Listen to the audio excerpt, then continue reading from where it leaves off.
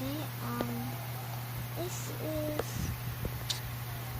11:31 and it's night. I got school tomorrow. I'm sorry my little just cried. And earlier tumunog yun. Natakot ako. Yeah, I just said like that, like this.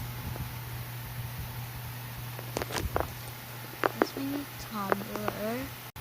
Can you see my new tumbler?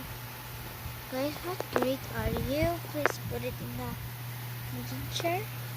Comments please. Wait, okay. You see, it's already dark. It's dark, okay? You can see. I'm actually scared at 3 a.m. May mag-angel ako. 3 a.m. Ginising ko. It's so scary.